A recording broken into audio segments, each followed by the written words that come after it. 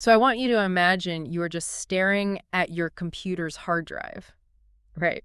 And you are trying to organize this absolute avalanche of files. Which is a nightmare for most of us anyway. Right, exactly. But you have a system that makes sense to you. I mean, you put your tax documents in a folder labeled finance.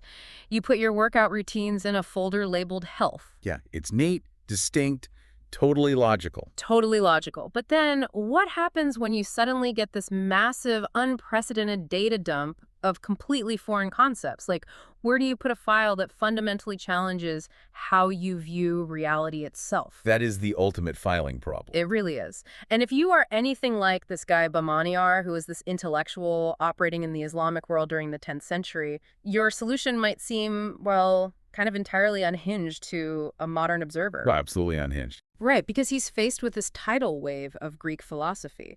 So he writes a compendium of his master's work called Altasil, and when it comes time to categorize the study of the natural world, which is physics, he bizarrely just shoves it into the folder labeled metaphysics. Yeah, which is just wild. To understand how radical that categorization actually is, we really have to look at how a classical Aristotelian mind organized reality. Walk us through that, because to us, physics and metaphysics are obviously different. Right, so physics in the ancient world, it was the rigorous study of the tangible, the moving, changing world. It was about matter, it was about motion, biology. The stuff you can touch. Exactly.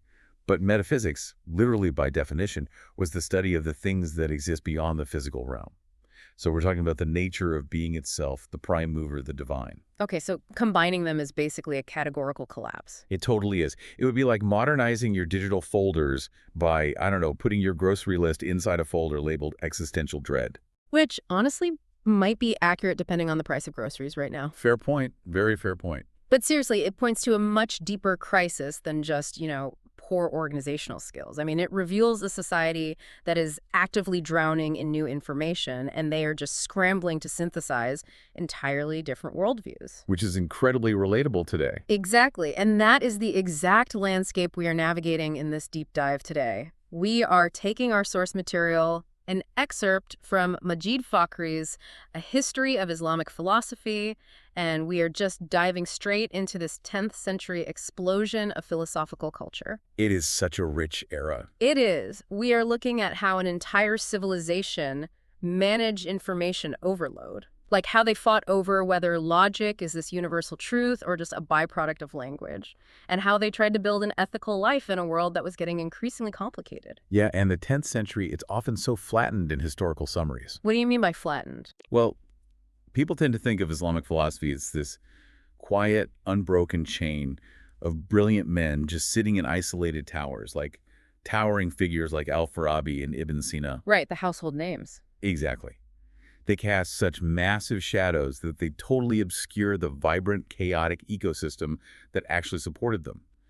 But this era was just overflowing with secondary figures, polymaths, literatures, courtiers, government bureaucrats. The people doing the actual day-to-day work. Exactly. These were the men who pulled philosophy out of that abstract realm and basically weaponized it. They brought it into the courts, the public squares, the elite salons of Baghdad. They made it part of the daily culture. And, the person who perfectly embodies that transition from the ivory tower to the really gossipy salon is Abu Hayyan al-Tawhidi. Oh, al-Tawhidi is fascinating. He really is. He passed away around 1023, and our source text paints him as this erudite literature, like a true man of letters. And he studied under a master named al-Sijistani, who possessed this vast, super intimidating knowledge of Greek thought. But al-Tawhidi wasn't writing dry textbooks, right? Not at all. He wrote a work called Kitab al-Imta, which translates roughly to the Book of Enjoyment, and the text explicitly describes it as a philosophical Arabian Nights. That is quite the title. It is a massive record of nightly, highly sophisticated discourses that span literature, politics, and philosophy. And the contrast between al-Tawhidi's work and traditional philosophical texts is just stark. I mean, if you pick up a standard treatise from this period, it is overwhelmingly systematic. Right, very rigid. Yeah, it relies on these cold, rigid syllogisms designed to remove human emotion from the equation entirely. But al-Tawhidi actively rebelled against that sterility. He wanted the emotion in there. Exactly. He wrote in an ornate, leisurely, highly stylized prose. And he infused his philosophical recording with this really profound sense of melancholy. Yeah, the source mentions that. He was kind of a sad guy. Very. He constantly reflected on his own personal miseries, his poverty, his frustrations with the world. And he also infused it with some incredibly malicious gossip.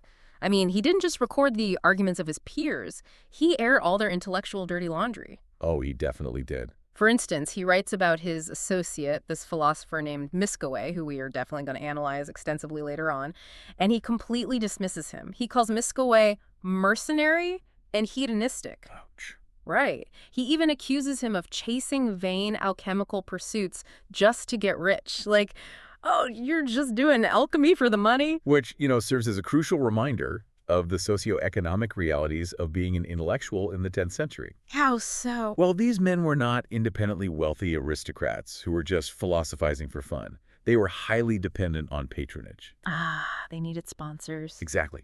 They needed the financial backing of viziers and sultans just to survive. So when al-Tawhidi calls Miskawayh a mercenary, he is basically accusing him of manipulating his philosophical output just to flatter the powerful. He's calling him a sellout. Right. Securing his own financial comfort rather than, pursuing the pure truth. That dynamic feels incredibly modern to me. I mean, if we map that onto today's media landscape, al-Tawhidi resembles a highbrow cultural podcaster or a prominent Substack writer. That is a perfect analogy. He is blending these deep, rigorous intellectual interviews with his own personal grievances about the industry, all while dropping character assassinations about which of his peers are selling out to corporate interests. Yeah, which suggests that the diffusion of philosophy wasn't just a matter of, translating texts. It was deeply entangled with entertainment, social capital, public reputation. It had to be a show. It did. Philosophy had to become conversational to survive in that environment. By wrapping abstract Greek logic in the drama of personal rivalries and elite gossip, al-Tawhidi basically ensured that these ideas were actually consumed and debated by the broader literate class. It humanizes the whole intellectual history for us. Exactly. We are not looking at flawless marble busts dispensing eternal wisdom here. We are looking at fiercely competitive, highly opinionated, sometimes incredibly petty human beings navigating this brutal social hierarchy. And his role as the great recorder of this drama is what gives us insight into the actual cultural battles of the time. Because al-Tawhidi wasn't just a gossip columnist. He was a journalist putting the era's most explosive public debates on the record. And there were some massive debates. Absolutely, because if philosophy was going to become conversational, it was inevitably going to collide with the dominant conversational force of the era, which was the Arabic language itself. Oh, yes. That collision produced one of the most famous and consequential intellectual showdowns in history. Set the scene for us. Okay, so al-Tawhidi records this as taking place on the 8th night of his book. The year is 932 AD. The setting is Baghdad, which is the absolute epicenter of global learning at this time. A place to be. Definitely. And most crucially, this debate occurs in the presence of the powerful vizier, Ibn al-Farad. So this is not a private academic disagreement. Not at all. It is a high-stakes public political spectacle. Let's look at the competitors. On one side, we have Abu Bishr Mada. He is a Nestorian Christian, and he is universally recognized as the leading logician of his generation. Like, the guy is famous for translating Greek logic into Arabic. Though, importantly, he translates it from Syriac intermediate texts, not from the original Greek. Right, that detail becomes very important later. But on the opposing side stands Abu Sa'id al-Sarafi. He is a highly prominent Muslim grammarian and a really respected legal scholar. So we basically have the champion of logic facing off against the champion of grammar. It's the ultimate nerd throwdown. But the core of their disagreement strikes at the absolute foundation of epistemology, like how we actually know what we know. Yeah, Mata, who is representing the logicians, argues that logic is an organon. And what does that mean in this context? In Aristotelian terms, an organon is a universal instrument. It's a tool that transcends all specific applications. So Mata insists that logic deals with pure underlying concepts that exist entirely independent of human language. His whole purpose is to distinguish correct thought from incorrect thought, right? Regardless of the words used to express it. Exactly.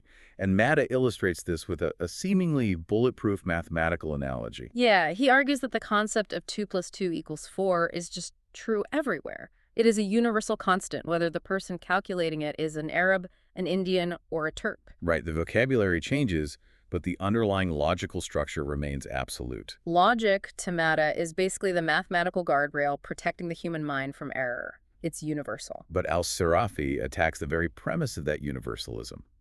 He counters that logic is not some ethereal floating reality. He argues that Greek logic is inextricably bound to the syntax, the idioms, and the cultural assumptions of the Greek language. So it's not a universal law of nature. No, al-Farabi says it is a culturally specific invention. Therefore, imposing Greek logical structures onto the Arabic language is not only unnatural, it is basically a form of intellectual imperialism. And al-Farabi goes straight for Mata's vulnerability here. Yeah. He asks, how can an art invented by a Greek possibly guard a Turk, an Indian, or an Arab against incorrect linguistic usage? It's a great question. Especially when Mata himself, the guy lecturing them on the absolute perfection of Greek thought, cannot even read or speak the Greek language since he relied entirely on Syriac translations. Yeah, he really calls them out. And he systematically dismantles Mata's mathematical analogy, too. How does he do that? Al-Farabi argues that human dialectic, rhetoric, theology, they are vastly more complex than basic arithmetic. You cannot reduce the fluid, deeply nuanced nature of human language to the binary rigidity of a math problem. Which makes sense, but this is where the debate transitions from a theoretical disagreement into an absolutely devastating performative trap. It gets ugly for Mata. It really does. Al-Farabi stops arguing about abstract concepts and just starts aggressively quizzing Mata on highly complex, obscure rules of Arabic grammar. Just hurling linguistic puzzles at him. Right in front of the vizier in the crowd. And Mata, who had previously admitted he only learned enough Arabic to communicate his logical points, he completely blanks. He cannot solve the grammatical puzzles. The humiliation is just total. And intentional. Oh, completely intentional. Al-Farabi demonstrates that Mata's supposed universal tool of logic is completely useless if he lacks mastery over the specific medium, the Arabic language, through which the debate is actually happening.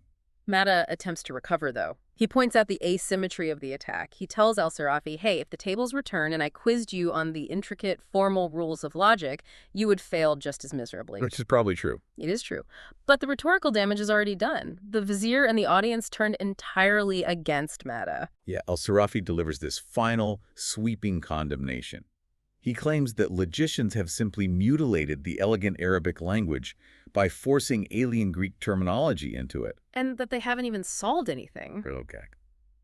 He says that despite their arrogant claims of possessing universal truth, logicians have never actually managed to settle any real differences between people. To fully grasp why the crowd reacted so viscerally against Mata, we really have to look at the broader cultural currents moving through Baghdad in the 10th century. Because this wasn't just about grammar. No, this debate was heavily fueled by racial, religious, and political tribalism. Because you have a Christian scholar defending a foreign Hellenic system against a Muslim scholar defending the language of the Quran. It is a proxy war for the soul of the culture. Exactly. During this period, there was a rising tide of anti-Hellenic, anti-philosophical sentiment. The dominant theological school was shifting toward the Asherites. Okay, break that down for us. Who are the Asherites? To put it simply, the Asherites strongly opposed another group called the Mutazilites. Now, the Mutazilites believed that God was entirely rational and that human logic could actually uncover divine truths. So logic is supreme for them. Right. But the Asherites argued the exact opposite. They said God's will is absolute, and it totally supersedes human logic. So what does that mean practically? It means if God decides that fire makes you cold instead of hot, that just becomes the new reality. Logic is subordinate to divine will. Wow, okay. So when Mata argued for the absolute supremacy of logic, he wasn't just debating grammar. He was standing directly in front of a massive populist theological movement that viewed his entire framework as a threat to faith. Okay, but let me challenge the crowd's conclusion here, because looking back at the mechanics of Mata's argument, I actually think he was fundamentally right, even if he lost the room. Make your case. Mata is arguing that a concept like the architecture of a thought exists before the vocabulary used to describe it. If we look at modern computer science, you can understand the underlying logic of a program, like how a while loop functions, or how a Boolean variable operates, without knowing a single line of Python, Java, or C++K. The logic transcends the syntax. Yes. Al-Farabi seems to have won entirely on home court advantage. He played to the nationalism and religious fervor of the crowd, rather than actually defeating the philosophical premise that truth exists independent of grammar. Well, what you are highlighting is the eternal tension between pure philosophy and applied rhetoric. I mean, philosophers of language still debate this precise issue today, whether thought can exist entirely without language. Right, it's not a settled debate. Not at all. But in the practical arena of 10th century Baghdad, al-Farabi proved that pure logic is totally defenseless if it cannot successfully navigate the cultural and linguistic environment it inhabits. It's like having the smartest algorithm but terrible user interface. That's a great way to put it. Mata may have been theoretically correct about universal concepts, but al-Farabi demonstrated the practical reality. You cannot communicate, debate, or influence a society if you do not master its language.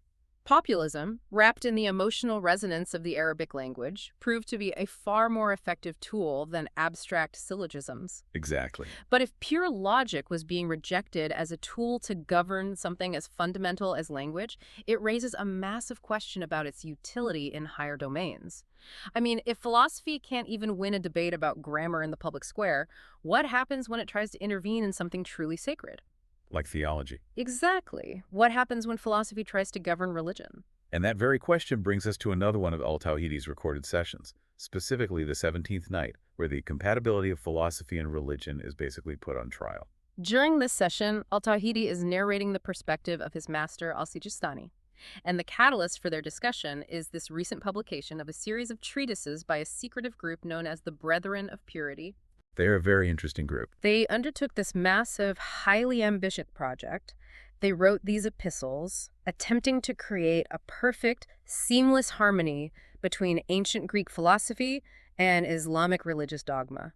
They wanted to prove that reason and revelation were just two different paths leading to the exact same destination. But al-Sijistani's response to this project is just a brutal, absolute rejection. He was not a fan. No. He fundamentally believed that this attempted reconciliation was not only doomed to fail, but was conceptually flawed right from the beginning. His argument rests on the idea that they are entirely different domains operating under completely different rules.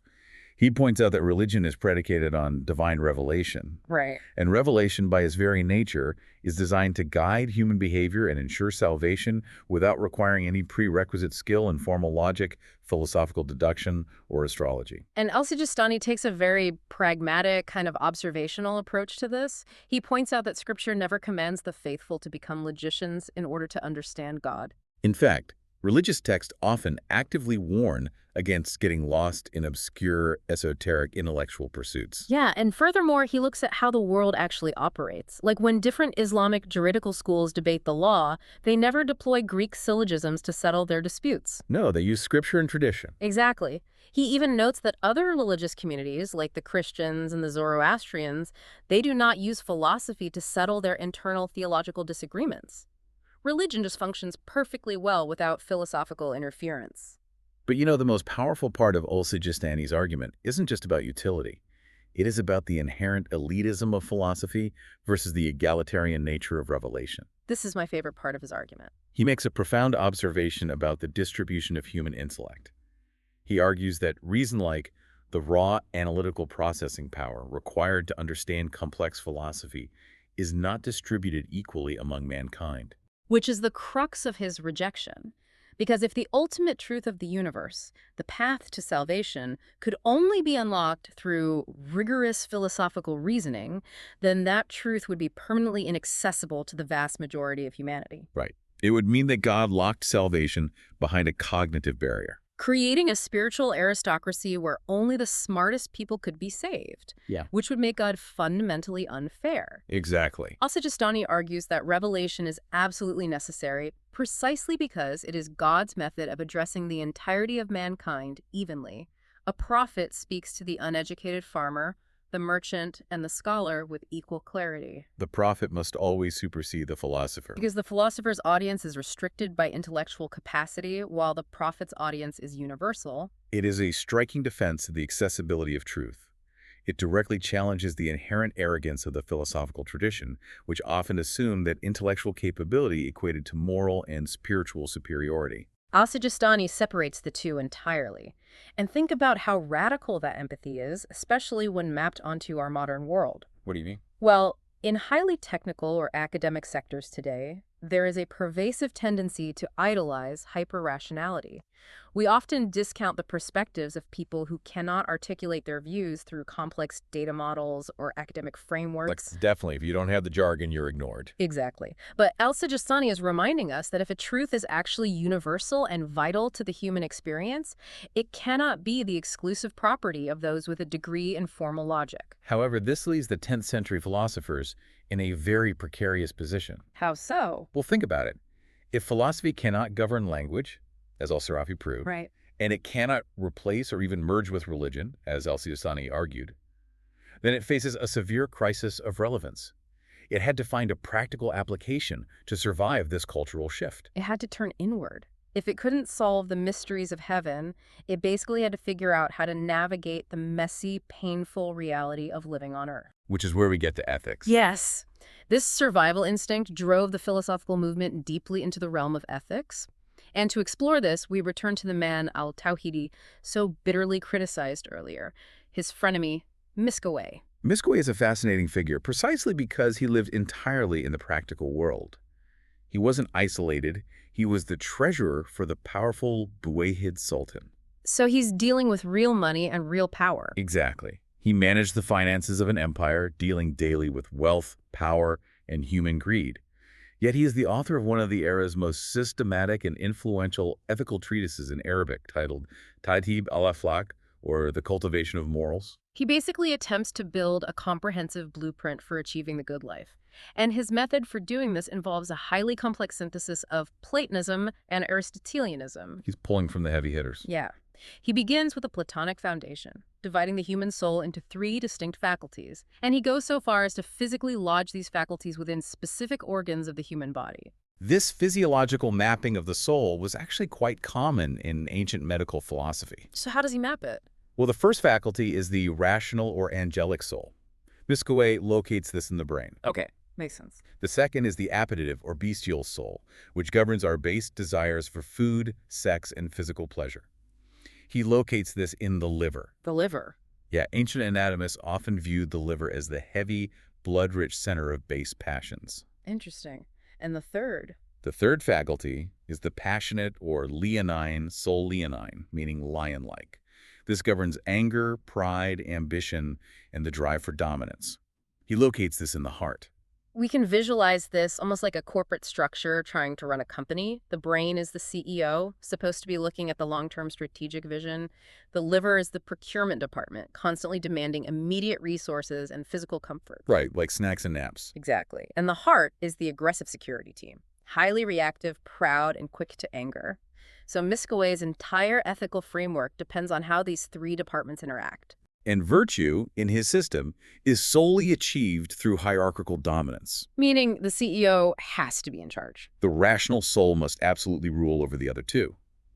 When the brain successfully tames the appetite desires of the liver, the resulting virtue is temperance. Okay. When the brain successfully channels the aggressive pride of the heart, the resulting virtue is courage.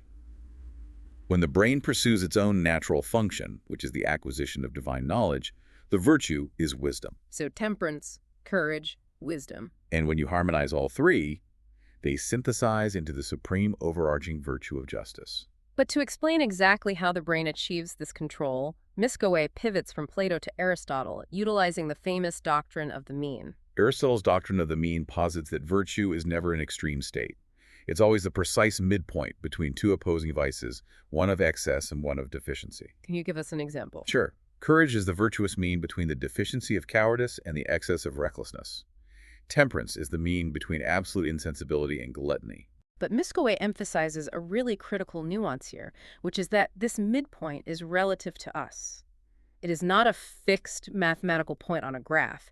The exact center changes dynamically depending on the individual, their social role, and the specific circumstances they face. And that relativity is what makes the system practical, rather than dogmatic. I mean, let's examine the virtue of courage. The degree of physical risk expected of a professional soldier on a battlefield represents their specific mean of courage. That makes sense. They are trained for it. Right. But if a scholar who has no martial training attempted to engage in that exact same level of physical risk, it wouldn't be courage. It would be the vice of recklessness. Because they'd just get themselves killed. Exactly. Conversely, the scholar's mean of courage might involve standing up to a tyrant in a court setting, which is a risk the soldier might actively avoid. The mean requires constant, active, rational judgment to calculate in real time. Miskaway wasn't just interested in categorizing virtues, though.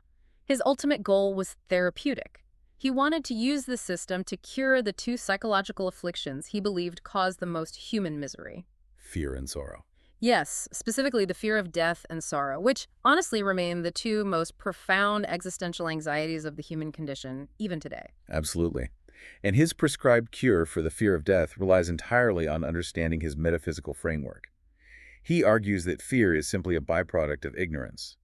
Once you understand the true nature of the soul, the fear evaporates. How does he define the soul, then? According to Miskaway, the soul is a simple substance. And in philosophical terms, simple doesn't mean easy. It means it is not composite. It is not made of smaller constituent parts. And this is a crucial point of physics. In the ancient understanding, only things that are composite made of parts can decay, break down, or die, because death is just the separation of parts. Right, so if the soul has no parts, it is structurally impossible for it to decay. Therefore, physical death is merely the breaking of the bodily instrument. The soul itself survives intact and transitions to a higher state of existence. To achieve this state of fearlessness, Miskaway advocates for a radical psychological practice he calls voluntary death. He demands that the philosopher actively practice the mortification of the body and the deliberate atrophy of their own emotions. It is an extreme, highly stoic approach to invulnerability. Yeah, to inoculate yourself against the sorrow of losing worldly attachments, you must voluntarily kill those attachments before your body actually dies. It's the ultimate defense mechanism against the chaos of the 10th century. If you desire nothing, if you care for nothing in the material world, you cannot be injured by the chaotic whims of fate or the cruelty of a sultan. It's like cutting off your own arm so nobody else can break it. But before we evaluate the human cost of that philosophy, we have to address a glaring contradiction in Miskaway's underlying metaphysics. Oh, there is a big one. In constructing this elaborate system, he tries to merge two concepts that seem mutually exclusive. The source text notes that Miskaway describes the origin of the universe as a process of emanation. Let's define emanation clearly. In Neoplatonic thought, the universe is not built by a creator the way a carpenter built a chair. Okay, so how does it work? Instead, the universe eternally overflows from the absolute perfection of the One, or God. Much like light continuously emanates from a star, or water flows from an infinite spring. First reason emanates, then the universal soul, then the physical spheres. It is a necessary, eternal, and automatic process. Right, but then the text points out that in the very same framework, Miskaway explicitly claims that God created everything out of absolutely nothing. Creation ex nihilo. Yes, he does. These two ideas are conceptually hostile to each other.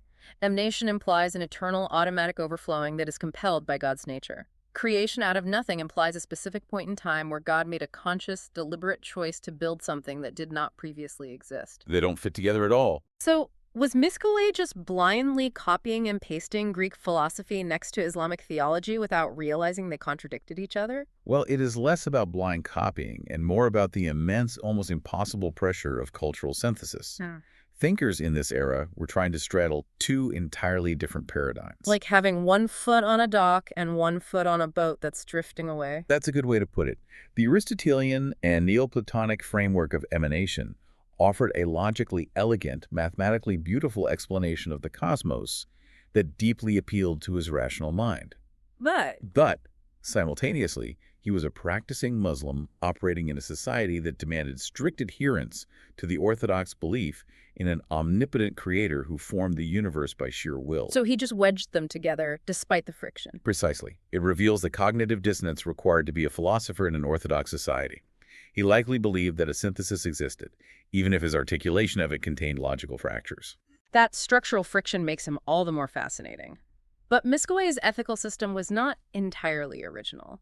Our source text highlights that he drew heavily from the work of another scholar who had written a book with the exact same title, Tatib Akhlaq, roughly 50 years prior. And that scholar was Yahya B. Adi, a figure whose intellectual weight really cannot be overstated. Tell us about him. Yahya Adi was a titan of the translation movement. Like Abu Bishr Mata, Yahya was a Christian, specifically a Jacobite Christian. He was responsible for translating Aristotle's metaphysics into Arabic. And after his mentors passed away, he was universally acknowledged as the preeminent logician in the Islamic world. The fact that he was operating as a leading intellectual force in the center of a Muslim court is incredible. But when we look at Yahiya's version of ethics, it strikes a much different tone than Miskawayh's. It does. It's much darker. Yeah, where Miskawayh seems to believe that the rational soul can be trained to effortlessly float above the body's desires, Yahiya takes a much more pragmatic, honestly, arguably cynical view of human nature. Yahiya does not romanticize the human condition at all. He argues that the absolute default tendency of humanity is to follow our bestial propensities. Left to our own devices, we will always default to the desires of the liver. We just want the snacks and the naps. Exactly. He posits that education is the primary mechanism to cure this natural depravity. But he acknowledges a dark reality about education, which is that it doesn't work on everyone. He explicitly notes that some individuals are so deeply corrupted, so fundamentally addicted to their base appetites, that rational instruction is totally useless. You can't teach them out of it. Right. For those individuals, Yahiya argues, society requires the forceful restraint of the state. You cannot teach them virtue, you can only physically prevent them from spreading their corruption. It is a sobering, very Hobbesian assessment of human limitations. Reason is a powerful tool, but it only works on a mind that is actually willing to submit to it. For those who are willing to submit, Yahiya provides a rigorous, highly specific program he calls a canon of moderation. He treats virtue not as this mystical state of enlightenment, but as a byproduct of strict habituation. You have to train it. Yeah, you must train your moral reflexes the way a blacksmith trains their muscles. To tame the appetitive soul, he insists you must actively divert your impulses toward worthy objects, surround yourself with pious ascetics, and ruthlessly cut bad company out of your life. Because human beings are fundamentally creatures of imitation. We calibrate our internal mean based on the behavior of those around us. And he gets highly specific about the exact environments that destroy virtue. He issues a stark warning against fraternizing with drunkards. He argues that alcohol, particularly when combined with the sensory overload of music and song performed by what he terms painted women, creates an environment designed to systematically dismantle rational control. It's an attack on the brain. It's a chemical and psychological attack on the brain's ability to govern the liver and the heart. He paints a very vivid picture of the temptations of 10th century urban nightlife. But his underlying psychological principle is profound. Willpower is a finite resource. Right, you can only say no so many times. Exactly. If you intentionally place yourself in an environment perfectly engineered to stimulate the appetitive soul, your rational brain will eventually lose the war of attrition. True temperance requires managing your environment before managing your thoughts. Yahiya also provides a fascinating, highly nuanced analysis of wealth and its relationship to virtue. He clarifies that riches in themselves are entirely morally neutral. Wealth is not a virtue. No, it's just a tool. But if a person who has already done the hard work of cultivating virtue acquires wealth, that wealth acts as an amplifier. It guarantees greater happiness because it provides the virtuous person with the vast resources necessary to execute their good intentions on a much larger scale. Wealth removes the practical friction from a virtuous life. But the corollary is devastating. If an ignorant, unvirtuous person acquires wealth, it merely funds and accelerates their moral decay. It amplifies their worst traits. We see that all the time. All the time. And Yahiya makes this brilliant observation about the transience of wealth. He points out that fortunes are inherently unstable, they come and go. When a wealthy but ignorant person inevitably loses their fortune, they are completely destroyed. Because they have nothing else. Exactly. They lose the only attribute that forced society to respect them, leaving them entirely ordinary, but without any internal virtue to sustain them. That observation feels so timeless. It perfectly describes the psychological collapse of modern figures whose entire identity is tied to a volatile net worth. Like certain internet influencers today. Precisely. Yahiya possessed a piercing, enduring understanding of social psychology. But what makes his legacy truly remarkable is that he was not solely an ethicist observing human behavior. No, he was a fiercely combative theologian. Yeah, he utilized his mastery of Greek logic to actively, publicly defend his Christian faith in a society dominated by Islam. The intellectual courage required to do that is just staggering. And what is most surprising is the reception he received. His works weren't censored or burned.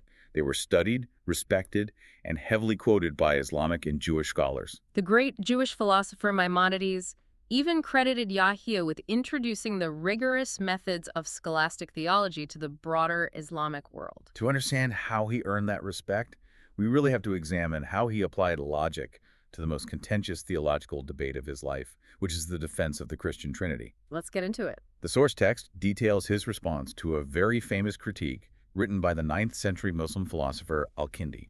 Let's unpack al-Kindi's attack because it is a brilliantly constructed logical trap.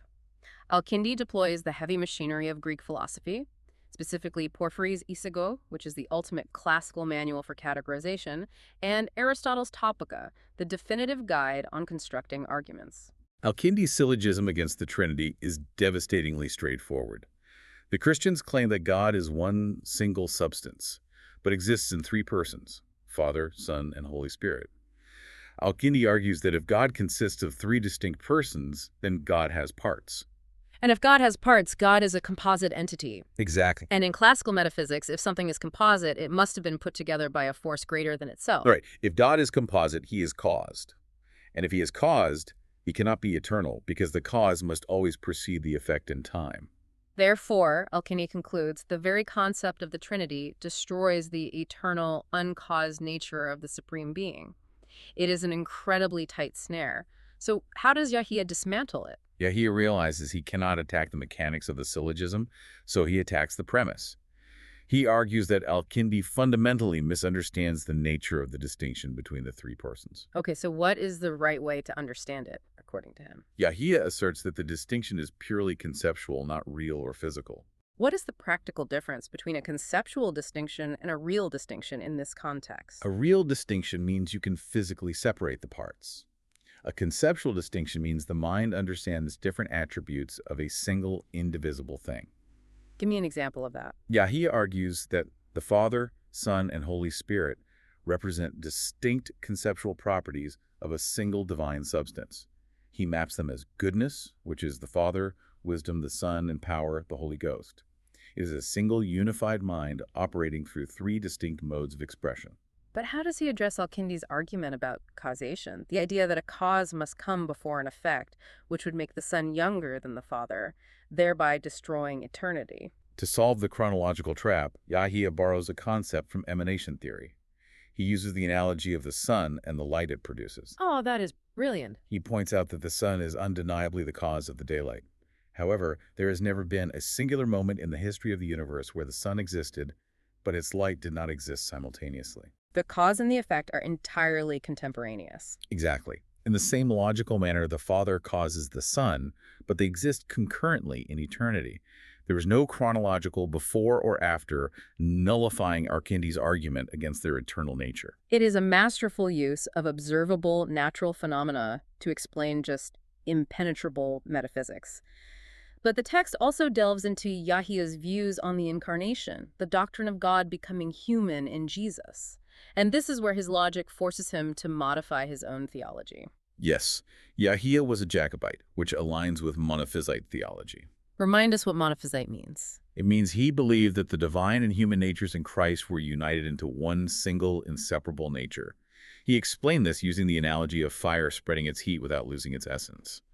However, when confronted with the reality of the crucifixion, Yahya's commitment to Greek logic kind of hit a wall. Because classical Greek logic dictates that a perfect supreme being must be immutable, incapable of change, and therefore incapable of suffering. Exactly. An immutable God cannot feel pain or die. So Yahya explicitly denied that God suffered or was crucified. Wait, really? Yeah, he argued that the divine nature remained entirely detached from the suffering, and only the human element experienced the cross.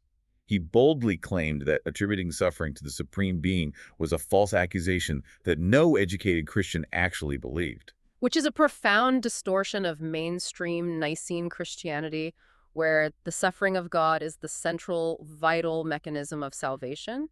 He essentially bends his own religious tradition until it fits perfectly inside an Aristotelian box. He had to maintain his logical consistency. But there is one final theological point where Yahya refuses to bend, and it brings us right back to the debate over the origin of the universe. We discussed earlier how Miskawayh struggled with the contradiction between the eternal emanation of the universe and God creating it out of nothing.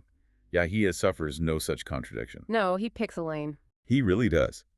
Unlike his mentor al-Farabi, who fully accepted the Neoplatonic model of emanation, Yahya vigorously, aggressively defended creation ex nihilo, the doctrine that God created the universe out of absolute nothingness. And the philosophical reasoning behind his defense is staggering. He realizes that if the universe simply emanates out of God by necessity, like if it flows out of him automatically the way water flows downhill because it is his nature to overflow, then God is not actually in control. Right. If God is compelled by his own nature to create, then God is subservient to a higher law of mathematical necessity. Yahya argues that for God to be truly supreme, he must possess absolute, unrestrained free will.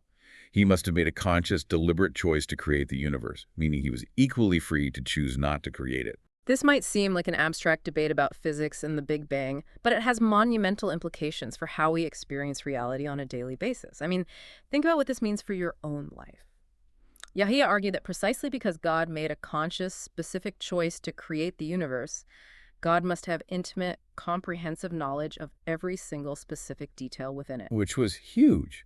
The prevailing philosophical belief among the Arab Neoplatonists was that the Supreme Being was so elevated, so entirely abstract, that it only possessed knowledge of universals. Broad categories. Yeah, broad categories, overarching laws of physics. It knew what humanity was, but it didn't know the individual human. Yahya shatters that idea. He argues that a creator who chooses to build a universe out of nothing knows the precise placement of every atom, the exact nature of every thought, and the trajectory of every individual life. It creates a fundamental fork in the road for human perspective. I mean, are you living in a universe generated by an automatic, eternal, blind fountain of energy that has absolutely no awareness of your individual existence? Or are you living in a meticulously authored creation governed by an intelligence that knows the intimate, highly specific details of your life? It's a heavy choice. Yahya used the most rigorous Greek logic available to defend the latter, a deeply personal, highly attentive cosmos. It represents the absolute pinnacle of what these 10th century thinkers were striving for. The perfect integration of cold, analytical logic with profound personal faith. We have covered an immense expanse of intellectual territory today. We began by watching al-Tawhidi use the power of elite gossip to turn dense philosophy into social capital. We witnessed the leading logician of the era get utterly dismantled in a public square because he failed to realize that universal truth cannot survive without mastering local grammar. We explored Miskawayh's attempt to map the human soul and conquer sorrow through voluntary death. And we concluded by watching Yahya B. Adi use Aristotelian syllogisms to defend the Trinity and argue for a God who knows us intimately. The through line connecting all these disparate events is the sheer vitality of the intellectual struggle. I mean, these figures were not writing obscure texts for the sake of academic posturing. No, they were living it. They were fighting over the exact same existential problems that consume us today. They were desperately trying to categorize an overwhelming flood of new data. They were building psychological frameworks to prevent their base desires from destroying their lives. And they were fighting to establish what kind of universe they actually lived in. The mechanics of the human struggle have not changed, only the vocabulary. But as we wrap up, there is a lingering, provocative concept from today's deep dive that warrants further reflection. Both Miskawayh and Yahya insisted that the only path to a virtuous, ethical life required the rational brain to violently subdue the passions of the liver and the heart. Miskawayh explicitly advocated for voluntary death, the deliberate atrophying of human emotion to insulate oneself from the pain of the world. It is the promise of perfect tranquility through total detachment. But think deeply about the cost of that tranquility. If we actually execute their blueprint, if we successfully atrophy our emotions, if we brutally suppress our desires and sever our attachments to the unpredictable, messy things of this world, do we actually achieve the divine life they envisioned? Or do we lose something essential? Right. Or do we simply eradicate the vital friction, the deep vulnerability, and the passionate attachments that make human life meaningful in the first place? Does conquering your humanity make you virtuous, or does it just make you empty? That is the big question. It's a question that pure logic might not be equipped to answer. Keep questioning the categories you use to organize your life. Keep challenging the sources of your knowledge, and we will catch you on the next deep dive.